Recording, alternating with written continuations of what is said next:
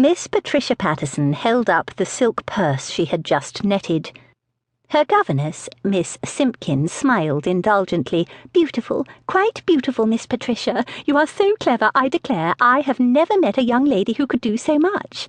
Is that not true, Miss Evans?" Patricia's old nanny, who had been dozing in a rocker by the nursery fire, came awake with a start and said automatically, "Prettiest girl for miles around is my little miss. None to touch her," and fell asleep again. The nursery fire crackled cheerfully, and well-trimmed oil lamps cast a rosy glow over the small room. Patricia was 16 years of age and could have used any of the magnificent rooms downstairs, but she much preferred the shabby comfort of the old nursery, not to mention the doting compliments from her old nanny and governess. She was a pretty girl, rather on the plump side. Her hair, a true strawberry blonde, was her greatest beauty, but she also had wide, pansy-brown eyes, a small, straight nose, and a perfect mouth.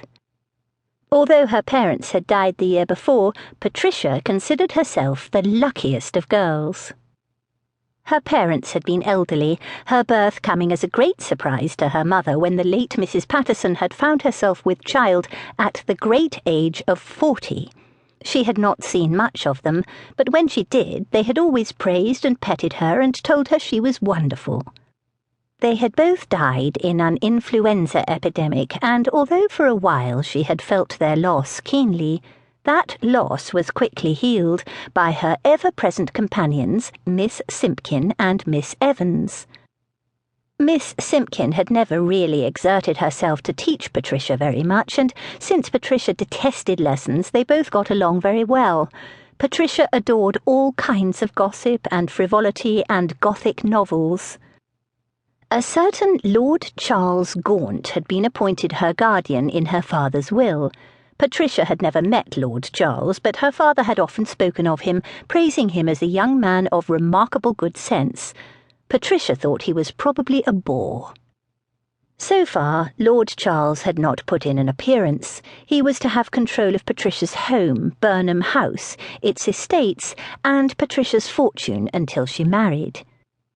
He had written from time to time from the continent, brief notes apologizing for business affairs which were preventing him from returning. As the weeks passed, Lord Charles's letters stopped. Patricia had high hopes they would never be troubled with him. She did not need anyone to find her a husband. There were men aplenty in the county, and lots of delicious parties.